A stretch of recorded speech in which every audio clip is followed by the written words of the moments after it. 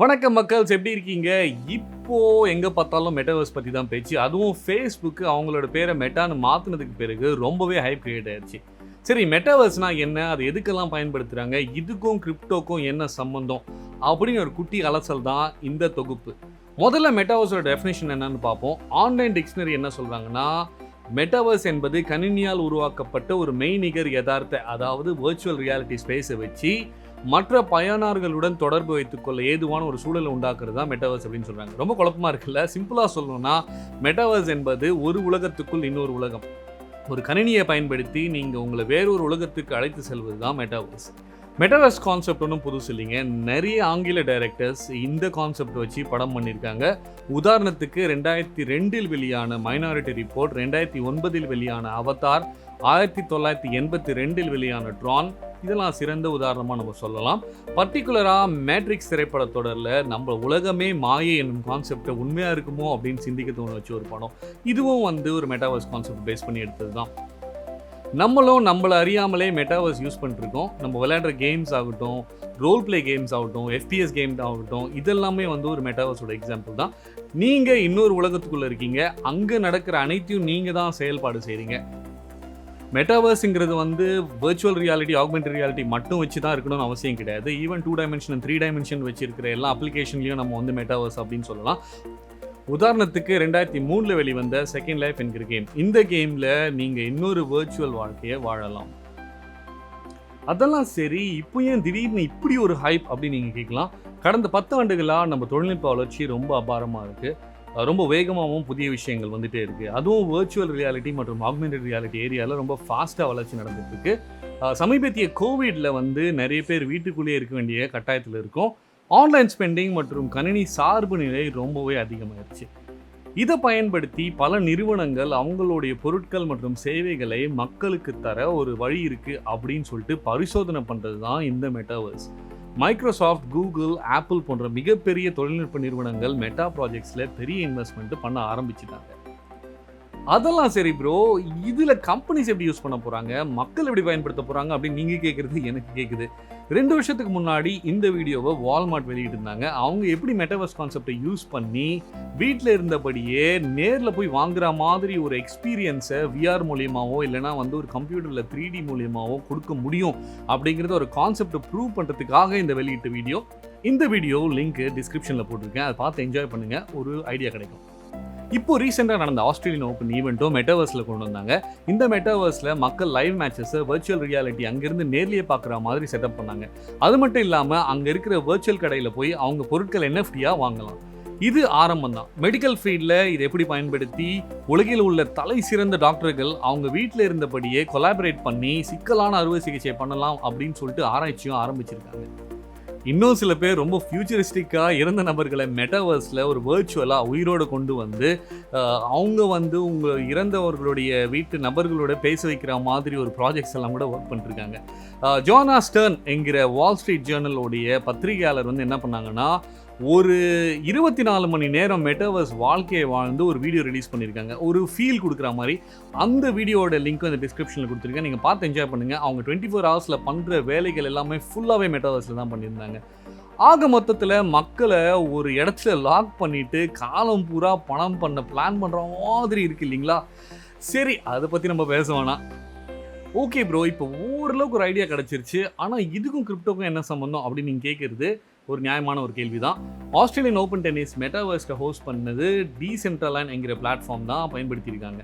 இந்த பிளாட்ஃபார்மில் நீங்கள் உங்கள் அவதாரை கிரியேட் பண்ணி வேறு ஒரு உலகத்தில் வாழலாம்.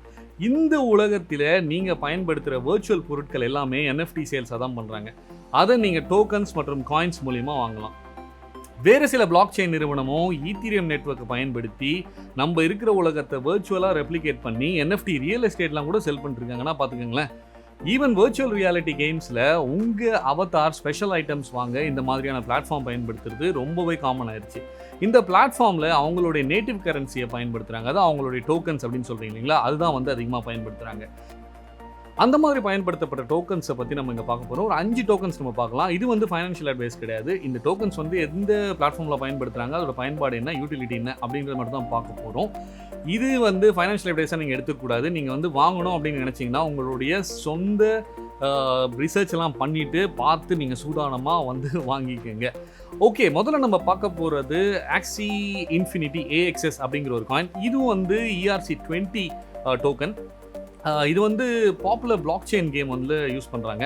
போக்கேமான் அப்படின்னு சொல்லிட்டு நீங்கள் கேட்டிருப்பீங்க. அந்த போக்கேமான் வந்து அந்த கேம் சீரிஸில் வந்து உங்களுடைய அனிமல்ஸ் வந்து அந்த க்ரீச்சர்ஸ்லாம் வந்து நீங்கள் கலெக்ட் பண்ணோம். அந்த க்ரீச்சர்ஸ்க்கு வந்து ஒவ்வொரு க்ரீச்சர்ஸ்க்கும் வந்து ஒவ்வொரு பவர் இருக்கும். அந்த க்ரீச்சர் வந்து இன்னொரு க்ரீச்சரோட சண்டை போடும்போது யார் வின் பண்ணுறாங்க அவங்களோட ஸ்ட்ரென்த் பேஸ் பண்ணி அப்படிங்கிறது அந்த கேம். இது வந்து பழைய காலத்தில் வந்து அந்த கார்ட்ஸ் வச்சு விளையாடிருந்தாங்க. இந்த ட்ரம் கார்டெலாம் சொல்லுவோம் இல்லைங்களா, அந்த மாதிரி வச்சு விளையாடிட்டு இருந்தாங்க. அதே கான்செப்டை வந்து இவங்க வந்து கேமிஃபிகேஷன் பண்ணி வர்ச்சுவலாக கொண்டு வந்தாங்க. இந்த பிளாட்ஃபார்மில் கிட்டத்தட்ட 1 லட்சம் பேருக்கு மேலே வீக்லி யூனிக் யூசர்ஸ் வந்து இந்த கேம் விளையாடுறாங்க. அந்த கேம் விளையாடி அவங்க வந்து அந்த கார்ட்ஸை ட்ரேட் பண்ணுறதாகட்டும், செல் பண்ணுறதாகட்டும், வாங்குறதாகட்டும், இது எல்லாமே வந்து இந்த பிளாட்ஃபார்மில் நடந்துகிட்டு இருக்கு.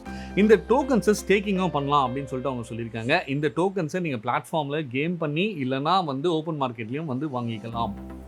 சாண்ட்பாக்ஸ் SAND 2011 பிக்சால் என்கிற நிறுவனம் ஒரு வர்ச்சுவல் உலகத்தை உருவாக்கி அதில் மக்கள் பொருட்களை வந்து தயாரித்து விற்கவும் மற்ற பிளேயர்ஸ் அதை வாங்கி ட்ரேட் பண்ண முடியும் அப்படிங்கிற ஒரு பிளாட்ஃபார்ம் கிரியேட் பண்ணது தான் இந்த சாண்ட். மொத்தம் 2 லட்சம் பிளேயர்ஸ் வந்து இந்த சீசன் 1 வந்து பயன்படுத்தியிருக்காங்க. 15,000க்கு மேற்பட்ட NFTs வந்து வாங்கி விற்று ட்ரேட் பண்ணியிருக்காங்க. இந்த மெட்டாவர்ஸில் யூஸ் பண்ணுற ERC20 டோக்கன் தான் SAND சாண்ட்.